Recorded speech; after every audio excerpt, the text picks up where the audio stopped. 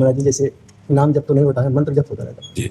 उसमें महाराज जी अशुचि अवस्था में मंत्र जप नहीं होना, वो चलता रहता है इसलिए तो उसको थोड़ा सा रोकना पड़ेगा। तस्मात् शास्त्रम प्रमाणम ते कार्याकार्यो व्यवस्थितो, यदि प्रणव लगा हुआ है और नमो नमः तो फिर रोकना चाहिए। शौचालय में जब हम अपवित्र दशा में हो तो मंगल में भगवान का नाम स्मरण करना चाहिए, और जे ही आचमन करके पवित्र हो करके तो फिर चलना। अब जैसे अपने लोगों ने अभ्यास किया तो जे ही बाथरूम के उसमें चप्पल पे पैर पड़ेगा तो ही भगवान की कृपा से, गुरु जी की कृपा से जो मंत्र है वो रुक जाएगा, और राधा राधा राधा राधा राधा, और फिर शौच स्नान करके जब आचमन किए बाहर हुए फिर मंत्र चल पड़ा। लघु शंका के लिए और शौच के लिए 2 जगह नाम जरूर चलाना चाहिए।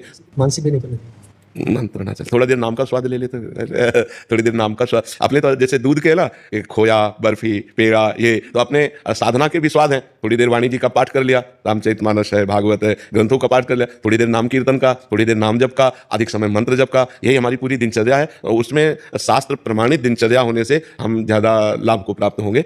इसमें हमको एक बार चित्रकूट में एक संत भगवान मंदाकिनी में एक पत्थर के टुकड़े पर लेटे थे, आसपास मंदाकिनी का जल बह रहा था, तो उनको 2-3 दिन हमने देखा। फिर हमारा मन हुआ कि उनसे मिलेंगे, और जेठ के महीने में वो मोटा कंबल मिलिट्री वाला उड़े हुए थे।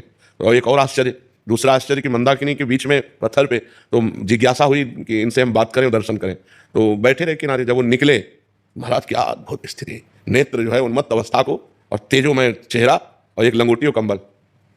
जो ही निकले साष्टांग दंडवत किया, उस समय नई अवस्था थी, उन्होंने देखा भी नहीं, फिर दौड़ के आगे गए, क्योंकि संतों से पहले से परिचय रहा है, तो ये संतों की इन बाह्य चेष्टाओं से कोई मतलब अंतर नहीं। फिर आगे गए, हम कहा महाराज जी रुको, 1 मिनट रुक जाओ, अगर आप नहीं रुकोगे, आप नहीं कृपा करोगे तो हम जैसे अधमों का कैसे सतमार्ग पुष्ट होगा। जब प्रार्थना की तो खड़े हो गए, मतलब इतना आनंद प्राप्त हो रहा था क्योंकि हमारी श्रद्धा बढ़ गई थी ना, तो श्रद्धा से आनंद होता है, तो एकदम शरीर कंपायमान। हम कहा महाराज जी बैठ जाइए, वो बैठ गए। तो हमारा पहला प्रश्न है कि आप बीच शिखर पे लेटते हैं ऐसे, वहां क्यों लेटते हैं? तो उनका एकांत प्रियता।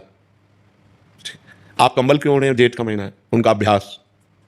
उनका महाराज जी कुछ अपने मन से आप बता दीजिए। तब उन्होंने ये विषय बताया था कि जो गुरु मंत्र है वो अपवित्र दशा में न जपा जाए, नहीं तो वो कामोत्तेजना पैदा कर देगा।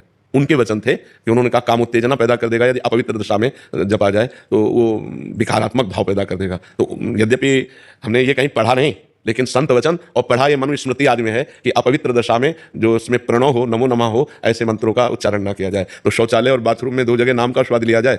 अब जैसे अभ्यास है तो वो जोर करता है, जो हमारा निरंतर का अभ्यास है वो जोर करता है, पर जहाँ स्मृति आ जाए वहीं नाम चालू कर दो। और जो स्मृति से परे चला गया, ये अच्छा, ये केवल स्मृति तक है, नहीं जो अवधूत स्थिति को प्राप्त महापुरुष होते हैं, बड़े बड़े सोच कर रहे हैं, बड़े बड़े लघु शंका कर रहे हैं, वो तो मंत्राकार वृत्ति ही रहती है। पर जब तक हमें स्मृति है तभी तक हमारे ऊपर शास्त्र शासन है, जो निगम अनुशासन है उसके अनुसार हमें जब तक होश हमें है तब तो शौचालय और बाथरूम में हमें नाम जप करना चाहिए और अन्य समय मंत्र जप करना चाहिए।